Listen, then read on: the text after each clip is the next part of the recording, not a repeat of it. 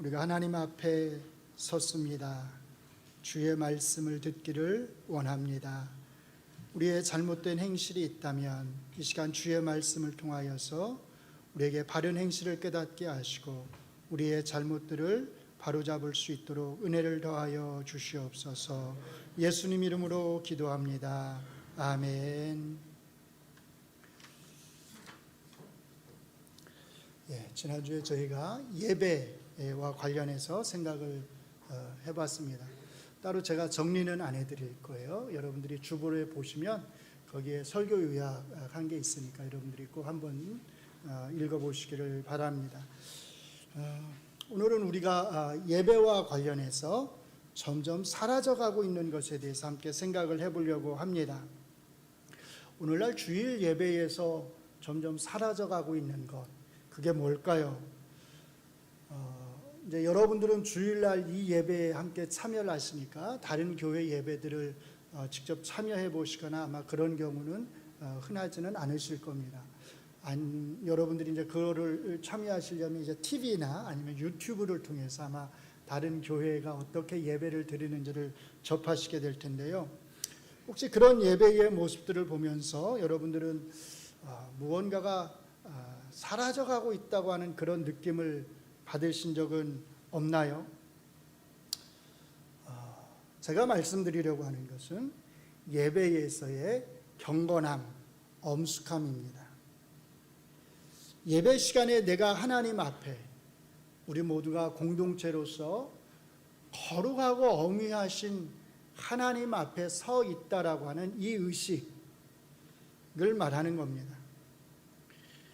이 의식은 예배에서 우리가 함부로 말할 수 없고 함부로 행동할 수 없고 그리고 함부로 찬양할 수 없고 그리고 함부로 기도할 수 없도록 만들어 줍니다.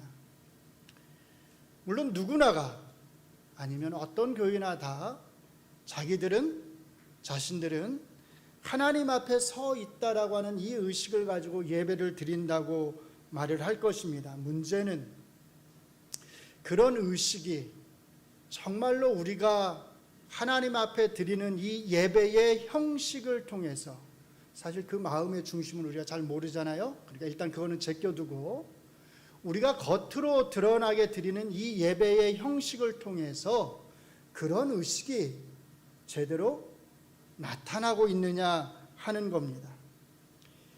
그런데 오늘날 우리 개신교의 예배 모습을 보면 우리는 너무나 하나님과 가까워서 너무나 하나님과 친밀해서 마치 하나님과 우리 사이에 있는 간격이 사라져버린 듯한 그런 느낌을 받는다는 겁니다. 우리가 정말 하늘에 계시는 거룩하고 엄위하신 하나님의 존전에 내가 서 있다라고 느낀다면 내가 예배를 드리는 그 하나님은 내가 감히 가까이 할 수 없는, 내가 그 앞에서 함부로 행동할 수 없는 그런 거룩하고 엄위하신 하나님이시다라고 하는 것을 우리가 정말로 강하게 의식하고 예배를 드린다면 우리가 어떤 자세로 하나님을 예배해야 하겠느냐는 겁니다. 오늘 저희가 읽은 본문인 이사야 6장의 말씀은 거룩하신 하나님 앞에 선 인간이 어떻게 하나님 앞에 예배를 드려야 하는지를 보여줍니다. 어떤 자세를 취할 수밖에 없는지를 보여줍니다. 물론 사실은 이 말씀 자체가 예배와 관련되어 있는 것은 아닙니다. 이 말씀은 선지자 이사야가 하나님에게서 앞으로 자기가 해야 될 사명과 관련해서 위임을 받는 장면입니다. 그래서 이 본문의 말씀이 예배와 직접적으로 관련이 있는 것은 아니지만 제가 조금 전에 말씀을 드렸듯이 이 말씀은 적어도 우리가 하나님 앞에 섰을 때 어떤 모습으로 설 수밖에 없는지를 아주 잘 보여주고 있습니다. 먼저 1절의 말씀을 보시면 이렇게 말합니다. 우시야 왕이 죽던 해에 내가 본즉, 여기 이제 우시야 왕은 다른 이름으로 말하면 아사리아라고도 불립니다. 이 왕이 죽던 해, 그러니까 아마 대략적으로 말하면 BC 742년경일 겁니다. 이사야 선지자는 환상을 보게 됩니다. 그리고 그 다음에 이렇게 말합니다. 주께서 높이 들린 보좌에 앉으셨는데 그의 옷자락은 성전에 가득하였다. 자, 주님이 어디에 앉으셨다고요? 높이 들린 보좌에. 그러니까 이 보좌는 지금 어디에 있는 걸까요? 높이 들린 보좌가 구체적으로 어디를 말하는 걸까요? 공중을 말하는 겁니다. 하늘에 지금 떠 있다는 겁니다. 공중에, 하늘에 떠 있는 그 보좌에 누가 앉아 계시는 거예요? 여호와 하나님이 앉아 계시고 그 여호와 하나님의 옷자락이 길게 어디까지 펼쳐져 있는 거예요? 성전까지 펼쳐져 있다, 이렇게 말을 합니다. 이것은 왕이신 여호와 하나님의 위엄을 지금 이렇게 묘사를 하고 있는 겁니다. 자, 그 다음에 2절에 보시면 스랍들이 모시고 섰는데 이렇게 말을 해요. 스랍들, 스랍이란 말은 성경에서 딱 여기 한 군데 나옵니다. 스랍은 천사들을 가리키는데 이 스랍들이 지금 얼마나 그 수가 많은지는 언급이 안 되고 있어요. 단지 이 스랍들에게는 6개씩의 날개가 있다, 이렇게 말을 합니다. 그 날개와 관련해서 이렇게 표현을 해요. 그 둘로는 어딜 가렸어요? 자기 얼굴을 가렸고, 그 둘로는 자기 발을 가렸고, 또 그 둘로는 뭐라고요? 날며, 이렇게 말을 해요. 자, 먼저 그 둘로는 자기 얼굴을 가렸다, 이렇게 말을 합니다. 왜 얼굴을 가렸을까요? 왜 얼굴을 가렸을까요? 하나님의 존전 앞에서는, 하나님의 존전에서는 감히 천사라도 하나님을 똑바로 볼 수 없다는 겁니다. 이건 뭐 우리도 잘 알잖아요. 옛날에 왕이 있던 시절에 백성들이, 신하들이 왕 앞에 가면 똑바로 왕의 얼굴을 볼 수 있나요? 못 보잖아요. 고개를 이렇게 숙이고 들어가잖아요. 그러면 왕이 뭐라고 말해요? 고개를 들라, 이러면 그때 슬쩍 들어서 왕의 얼굴을 살짝 보는 거잖아요. 천사라 할지라도 하나님의 위엄 앞에서 하나님을 똑바로 볼 수 없어요. 그래서 어떻게 하는 거예요? 두 날개로는 얼굴을 가리는 겁니다. 자, 그 다음에 그 둘로는, 또 두 날개로는 자기 발을 가렸다, 이렇게 말을 해요. 발이 뭘 나타낼까요? 발은 우리가 잘 알듯이 이스라엘 사람들은 밖에 나갔다 들어오면 어떻게 했죠? 항상 발을 씻었잖아요. 왜? 더러우니까. 그렇죠? 발은 더러움을 상징하는 거예요. 그러니까 이 더러운 발을 어떻게 하는 거예요? 두 날개로 가렸다는 겁니다. 하나님 앞에서 깨끗하고 순결하지 못한 것을 드러내놓고 있을 수가 없잖아요.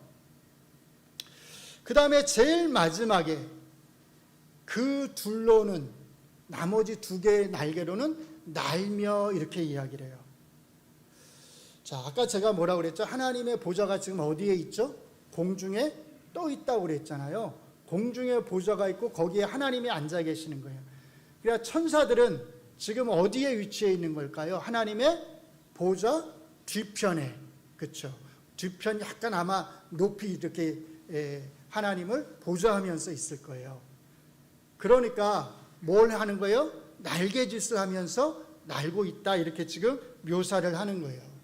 여러분들이 이전에 이게 우리말 번역으로 이렇게 돼 있어요. 스랍들이 모시고 섰다, 모시고 섰는데, 이렇게 말할 때 이게 모시고 섰다는 말은 스랍들이 하나님의 옆이나 앞에 이렇게 또는 주변에 모시고 섰다는 말이 아니라 어디에요? 위에, 위쪽에 모시고 섰다, 이렇게 사실은 말을 하는 겁니다. 그러니까 날갯짓을 하는 거예요. 자, 중요한 것은 이제 그 다음에 이 스랍들이 하는 역할입니다. 스랍들은 하나님의 위쪽 뒤편에서 날갯짓을 하면서 이렇게 노래합니다. 거룩하다, 거룩하다, 거룩하다, 만군의 여호와여, 그의 영광이 온 땅에 충만하도다. 뭐 하는 거지요? 하나님을 찬양하는 겁니다. 그러자 그때에 이사야 선지자가 이렇게 탄식합니다.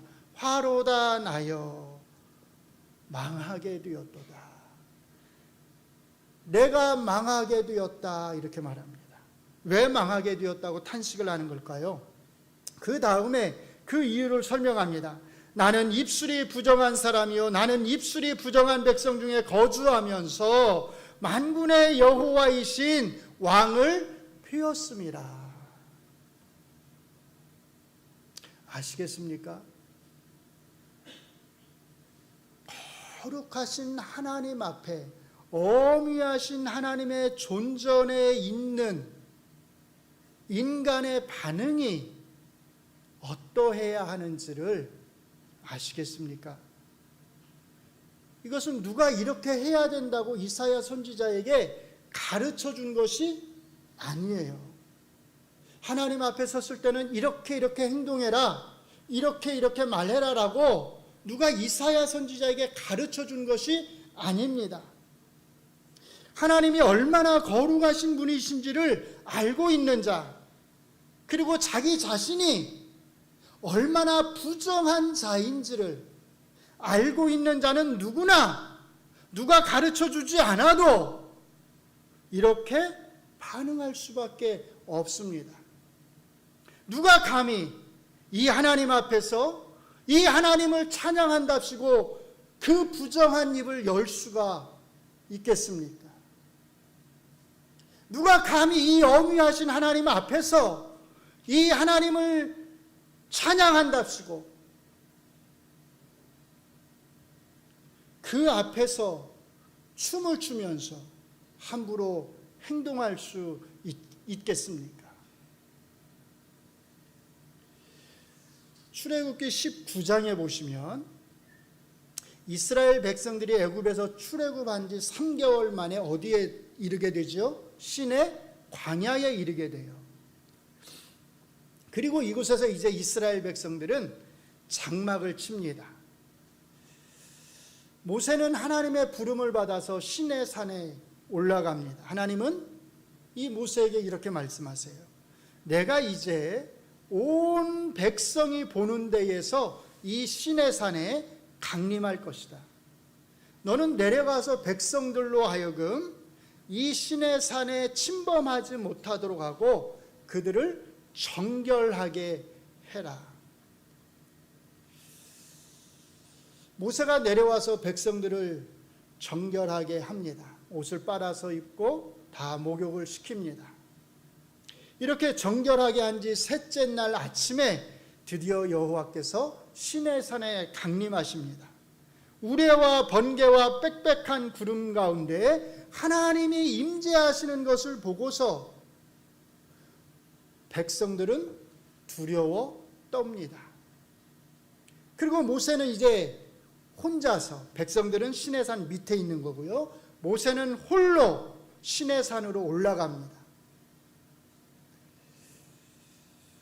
그리고 그 시내산에서 여호와께서는 불 가운데 모세 앞에 강림을 하십니다.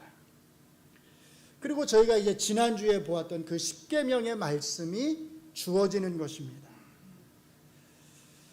모세는 율법을 받아서 내려오고 백성들 앞에서 이 율법을 읽어줍니다. 바로 그 다음에 이제 백성들이 보이는 반응이 20장 18절에 나오는데요. 같이 한번 읽어보겠습니다. 시작. 뭇 백성이 우레와 번개와 나팔 소리와 산의 연기를 본지라 그들이 볼 때에 떨며 멀리 서서 모세에게 이르되 당신이 우리에게 말씀하소서 우리가 들으리이다. 하나님이 우리에게 말씀하시지 말게 하소서 우리가 죽을까 하나이다. 이것은 단순히 하나님에 대한 두려움을 표현하는 게 아니에요.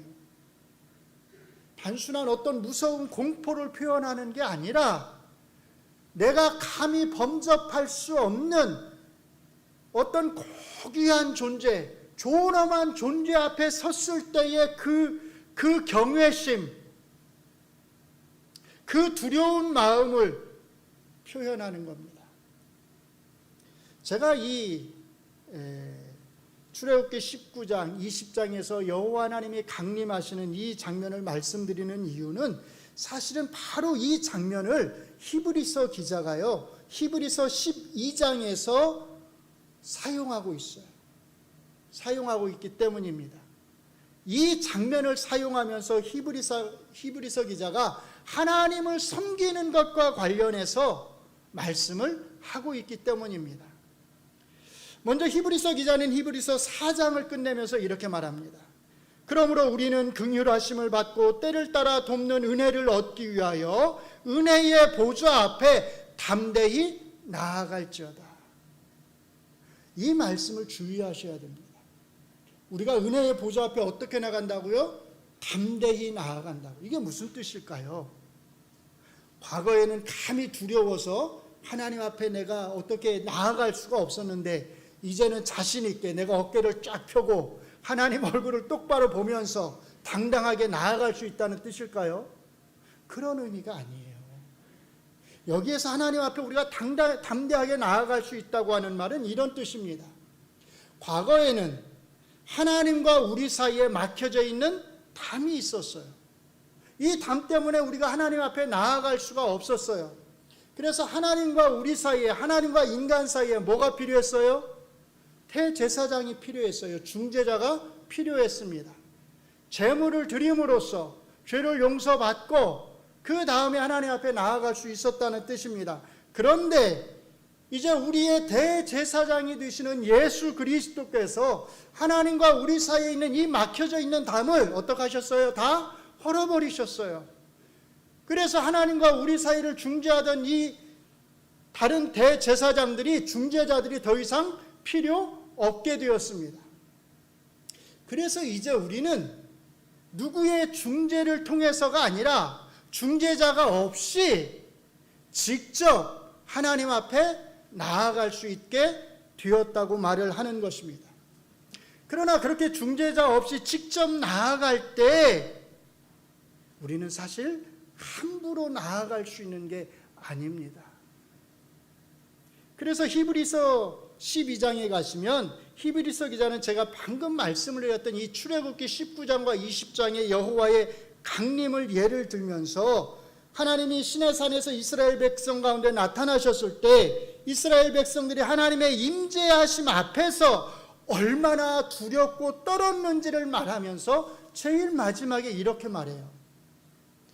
12장 28절을 같이 읽습니다. 시작.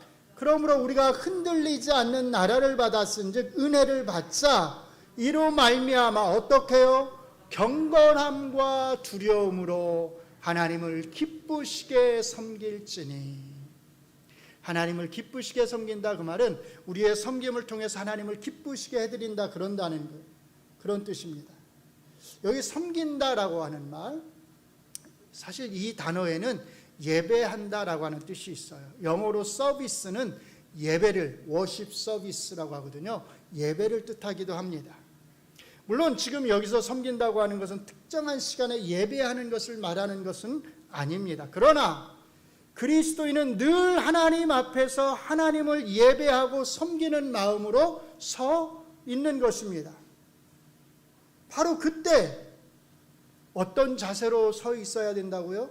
경건함과 두려움으로입니다. 히브리서 기자가 사실 강조하고자 하는 게 바로 이것이에요. 모든 그리스도인은 이스라엘 백성이 시내산에서 하나님의 임재를 의식했을 때 두렵고 떨었듯이 그렇게 자기 자신이 항상 하나님의 임재하심 가운데 있다고 하는 것을 의식하면서 두렵고 떠는 마음으로 하나님을 섬기면서 살아가야 한다는 겁니다. 그래서 경건함과 두려움으로 이렇게 말을 하는 겁니다. 그런데 그 다음에 히브리서 기자는 우리가 예수님으로 말미암아 모든 죄를 용서받은 신약의 백성들임에도 불구하고 이렇게 경건함과 두려움으로 하나님을 섬길 수밖에 없는 이유를 설명합니다. 12장 29절을 같이 읽습니다. 시작. 우리 하나님은 소멸하는 불이심이라. 뭘 염두에 두고 소멸하는 불이라고 말하는지 아시겠죠? 어떤 장면을 연상하는 거예요? 19장과 20장에서 시내산에서 여호와께서 불 가운데 나타나신 것을 염두에 두면서 하시는 말씀입니다. 거룩하신 하나님 앞에서 함부로 경솔하게 하나님을 섬기는 자를 하나님이 어떻게 하시겠다는 거예요? 불로써 삼키시겠다는 겁니다. 무슨 뜻이겠어요? 조심하라는 거죠. 함부로 내 앞에서 행동하지 말고, 나한테 함부로 다가오지 말고 경건함과 두려움으로 나를 대하라는 겁니다. 그렇게 나를 섬기는 것이 나를 기쁘게 한다는 겁니다. 경건함과 두려움이 우리가 그리스도인으로서 항상 가져야 할 마음의 자세라면, 특별히 주일 오전 이 예배 시간에, 이 공예배 시간에 우리는 얼마나 더 큰 두려움과 경외심을 가지고 하나님 앞에 서야 하겠습니까? 호람데오라고 하는 말이 있습니다. 매일매일 매 순간마다 우리가 하나님 앞에 서 있다고 하는 의식을 가지고 살아가지만, 하나님이 우리의 삶에 임재하신다고 하는 그 생각을 가지고서 우리가 살아가지만, 이런 하나님의 임재하심에 대한 의식이 가장 강하게 느껴지는 것, 그곳이 어디겠어요? 바로 이 예배의 자리입니다. 하나님이 우리 가운데 불꽃 가운데 함께 하신다고 하는 것을 가장 강하게 느끼는 시간은 바로 이 시간이라는 겁니다. 그렇다면 바로 이곳에서, 바로 이 시간에 우리가 얼마나 경건한 마음으로, 얼마나 두렵고 떨리는 마음으로 하나님 앞에서 하나님의 임재를 느끼면서 예배를 드려야 하겠습니까?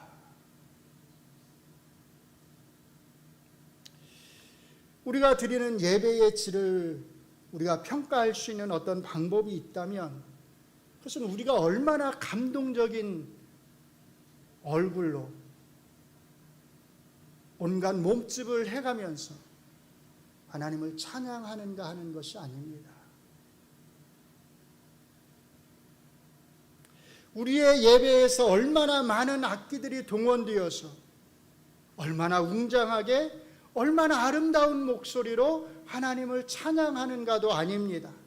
목사가 얼마나 화려한 말로, 얼마나 멋지게, 얼마나 감동적으로, 얼마나 설득력 있게 말씀을 선포하는가도 아닙니다. 우리가 드리는 이 예배의 질을 우리가 평가할 수 있다면, 그것은 여기에 앉아있는 우리 한 사람 한 사람이, 그리고 동시에 우리 모두가 다 거룩하신 하나님의 이 임재하심을 얼마나 강하게 느끼면서 경건함과 두려움으로 하나님을 예배하는가, 하나님 앞에 서 있느냐 하는 것입니다. 바로 이것이 참된 예배의 출발점입니다. 바로 이것이 하나님을 위한 예배의 출발점입니다. 예배의 주인이 하나님이시라고 하는 것은 바로 이런 의식에서 나오는 것입니다. 사랑하는 성도 여러분, 여러분은 하나님만이 이 예배를 통해서 영광을 받으셔야 한다고 믿으시나요? 오직 하나님만이, 오직 하나님만을 기쁘시게 해드리는 예배여야 한다고 하는 사실을 믿으시나요?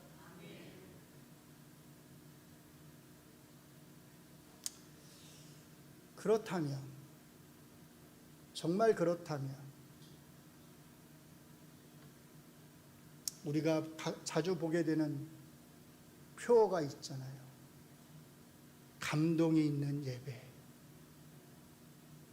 감동을 주는 예배. 그건 뭔가요? 많은 교회들이 감동이 있는 예배를 추구합니다. 감동을 주는 예배를 추구합니다. 물론 공식적으로 그것을 퓨어로서 내거는 교회도 있고 그렇지 않은 교회도 있습니다. 그러나 그것을 공식적인 퓨어로 내거느냐 내걸지 않느냐는 그렇게 중요하지 않아요. 이런 퓨어를 공식적으로 내세우지 않더라도 사실 많은 교회들이 감동이 있는 예배를 추구합니다. 누구를 감동시키려고 하는 걸까요? 모두가 다 예배에 참여하는 자들에게 감동을 주는 예배를 드리려고 합니다. 예배에 참여하는 자들이 이 예배 시간을 통해서, 이 예배를 통해서 감동을 받고 그 다음에 빠지지 않고 또 잘 이 예배에 참여할 수 있도록 하기 위해서는 뭘 줘야 된다는 거예요? 사람들을 감동시켜야 한다는 겁니다. 지루하게 해서는 나오지 않는다는 거예요. 그래서 감동이 있는 예배를 드리기 위해서 어떻게 하죠? 사람들의 감정을 자극하는 복음성가나 찬송가를 부릅니다. 가능한 한 이 예배 시간이 지루하지 않도록 예배의 순서들을 줄입니다. 설교의 내용이 성경의 본문을 자세하게 설명하기보다는 사람들의 행위에 맞추어서 어떻게 행동해야 되는지 신앙 강좌식의 설교로 바뀝니다. 더 나아가서는 설교의 시간까지 줄입니다. 시간을 짧게 하고 핵심만, 포인트만 딱 전하면 된다는 겁니다. 심지어 요즘 제가 얼마 전에 들은 이야기인데요. 심지어 요즘에는 10분, 15분 설교로 해야 된다고 말하는 분도 계세요. 왜냐하면 유튜브를 보면 다 몇 분짜리예요? 3분에서 5분. 쇼츠라고 하는 게 있는데 그거는 한 30초 이렇게 갑니다. 3분, 5분 넘어가면 사람들이 안 본다는 거예요. 설교도 10분 넘어가면 사람들이 듣지 않는다는 겁니다. 그들이 듣게 하려면 설교도 어떻게 해야 돼요? 10분, 15분으로 줄여야 된다는 겁니다.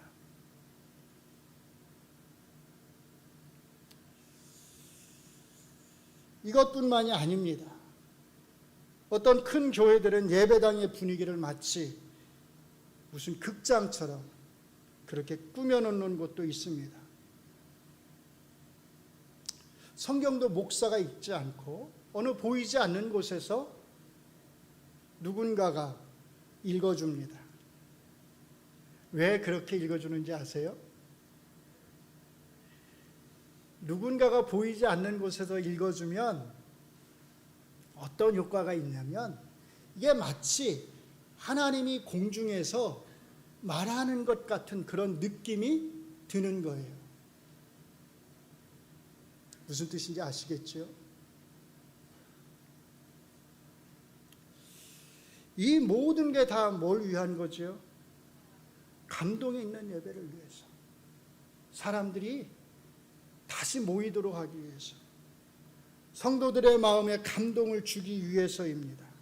이런 예배를 뭐라고 말하냐면 구도자 중심의 예배라고 말해요. 구도자란 말은 예배자를 말하는 거예요. 예배자 중심의 예배. 오늘날 대부분의 예배들이 이런 형태로 바뀌어 갑니다. 이런 예배를 추구하시는 분들은 이렇게 말해요. 아무리 예배가 경건하고 거룩하면 뭐합니까?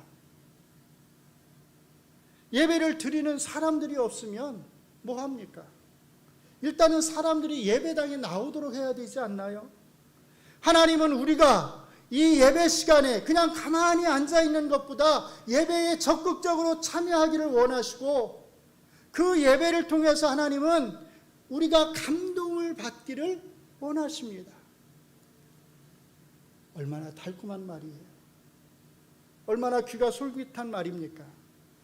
우리의 잘못된 예배 행위들에 대해서 우리가 변명을 대자면 우리는 얼마든지 많은 이유들을, 변명거리들을 댈 수 있어요. 맞아요. 하나님은 우리가 이 예배를 통해서 감동받기를 원하십니다.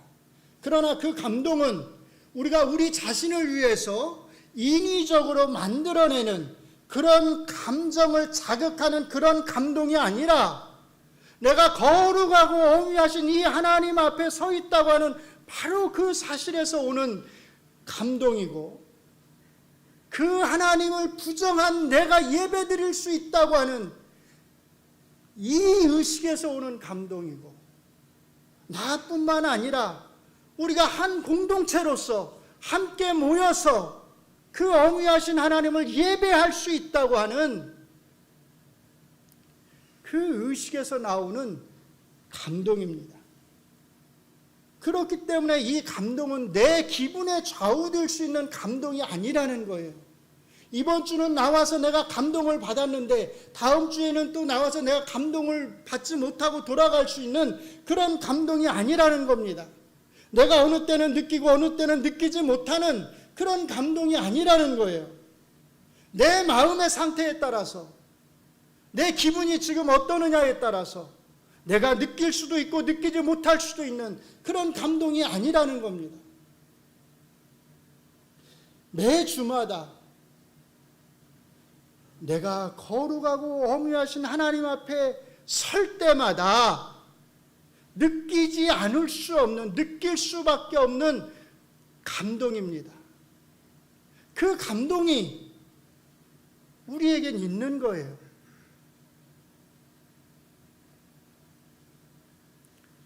이 감동만으로는 부족하시나요? 뭔가 더 특별한 다른 어떤 감동이 필요하신가요? 1시간 예배가 지루합니까? 30분, 40분 설교가 지루합니까? 예화도 별로 없이, 재미난 간증도 없이 성경만 가지고 말씀을 전하는 게 그렇게 지루합니까? 우리가 정말 하나님 앞에 서 있는 게 맞나요? 우리가 정말로 소멸하는 불이신 하나님 앞에 경건함과 두려움으로 서 있는 게 맞습니까? 우리의 이 예배가 나를 위한 것이 아니라 정말로 온전히 하나님을 위한 것이 맞습니까? 지금은 소천하셨는데 제임스 보이스라고 하는 아주 훌륭한 장로교 목사님이 계십니다. 이분이 참된 예배와 관련해서 하신 말씀을 저희가 정말로 잘 귀담아 들을 필요가 있다고 생각을 합니다. 조금 길긴 한데 그래서 제가 읽어드리겠습니다. 한번 잘 들어보세요. 뭐라고 말씀하시는지. 더욱이 우리는 예배를 감정과 혼동해서는 안 된다. 감정은 참된 예배에서 움직여질 수도 있고 종종 그렇기도 하다. 때때로 눈물이 눈에 고이거나 기쁨이 마음에 넘쳐나게 되지만 불행하게도 그곳에 예배가 없을 수도 있다.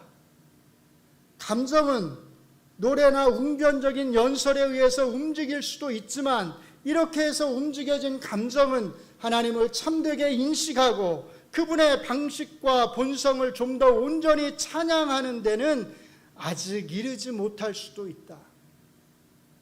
참된 예배는 하나님의 본성과 유사한 사람의 일부분인 영혼이 실제적으로 하나님을 만나고 그분의 사랑, 지혜, 아름다움, 진리, 거룩, 긍휼, 자비, 은혜, 권능, 그리고 그분의 다른 모든 속성으로 인해서 그분을 찬양하는 것을 발견할 때만 이루어지게 된다. 참된 예배는 인간의 감정이 좌우하는 게 아니라는 겁니다. 하나님이 어떤 분이신지 하나님의 속성에 합당하게 드리는 그 예배가 참된 예배라는 겁니다. 그래서 제임스 보이스 목사님은 오늘날 예배가 하나님 중심에서 사람 중심으로, 하나님 중심에서 예배자 중심으로 이렇게 옮겨가는 것을 보시면서 매우 당황스러워하시고 염려하셨습니다. 그래서 오늘날의 예배의 문제점을 세 가지로 지적을 하셨습니다. 첫째로, 우리의 세대는 경박한 세대다. 그리고 교회는 이렇게 만연된 경박성에 심각하게 영향을 받았다. 둘째로, 우리의 세대는 자신에게 심취된 인간 중심적인 세대다. 그리고 교회는 슬프게도 심지어 반역적일 만큼 자기 중심적으로 변했다. 그리고 셋째로, 우리의 세대는 하나님이 안중에도 없다. 그리고 소위 예배를 드리는 관점에서 판단해 볼 때 교회도 나을 게 없다. 예배에 하나님이 없다는 겁니다. 예배를 안 드린다는 말인가요? 예배를 빼먹는다는 말인가요? 예배는 많이 드리는데 그 예배에 하나님이 없다는 겁니다. 왜요? 너무 경박한 예배를 드린다는 겁니다. 너무 사람 중심적인 예배를 드린다는 겁니다. 여러분이 생각할 때는 이 제임스 목사님의 이 말씀이 조금 지나치지 않나 이렇게 생각하실지 모르겠지만 저는 100% 이 목사님의 이 말씀에 동의합니다. 저도 TV를 통해서 예배의 모습들을 보면 딱 이 표현이 저도 생각이 났었거든요. 경박함, 너무 가볍다.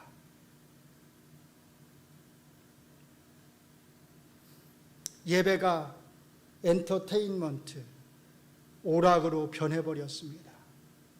그래서 사람을 즐겁게 하고 예배자들의 눈물을 흘리게 해야 하고 그들의 기쁨으로 춤추게 해야 합니다. 하나님을 위한 거룩과 경배와 두려움은 어디서도 찾아볼 수 없게 되었습니다. 본래 우리 장로교 교회 예배는 그렇지 않았어요.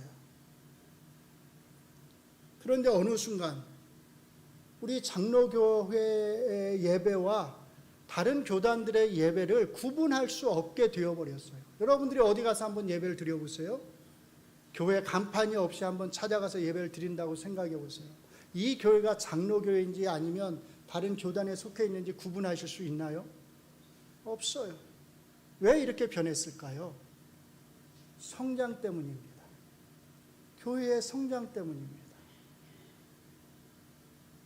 교회의 성장에 포커스를 맞추다가 보니까 우리 장로교회의 대부분의 교회들이 다 다른 교회들이 하는 모습대로 쫓아가 버렸어요. 그렇게 변해버렸어요. 어느 큰 교회가 이렇게 예배를 바꿔서 드리니까 성장했더라. 이런 이야기 듣고 다 거기로 몰려가서 그것을 배우고 와서 흉내를 내기 시작한 겁니다. 그런데 그렇게 한다고 교회가 성장하나요? 그리고 서로 그렇게 해서 교회가 성장했다 하더라도 성장한다면 그렇게 예배를 드린다면 그게 정말 참된 예배일까요? 오늘날의 시대를 엔터테인먼트 시대라고 합니다. 교회가 세상 사람들의 필요에 민감하고 저들의 필요를 채워주려고 노력해야 하지만 그러나 교회가 이런 세상 사람들의 풍조를 따라가서는 안 됩니다. 세상 사람들의 호감을 사기 위해서 저들의 비위를 맞추기 위해서 어떻게 해서든지 간에 저들을 예배당 안에 앉혀놓기 위해서 아무 생각 없이 예배의 순서를 줄이고 설교 시간을 줄이고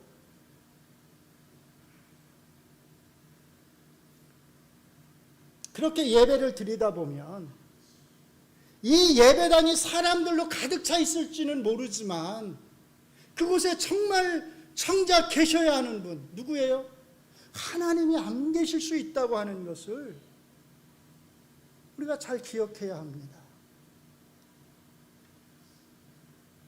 예배자 중심의 예배에 대해서 우리가 온갖 핑계들을 댈 수 있겠지만 그 어떤 핑계도 그런 예배를 정당화할 수는 없습니다. 예배는 오직 하나님만을 위한 것이고 하나님만을 영화롭게 하기 위한 것이기 때문입니다.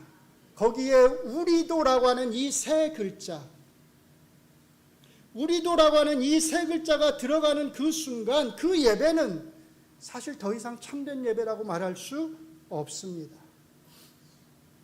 사랑하는 성도 여러분, 전도자의 다음과 같은 말을 꼭 마음에 담아두시기 바랍니다.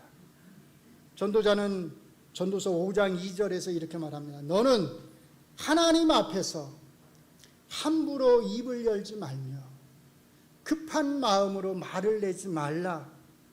하나님은 하늘에 계시고 너는 땅에 있습니다.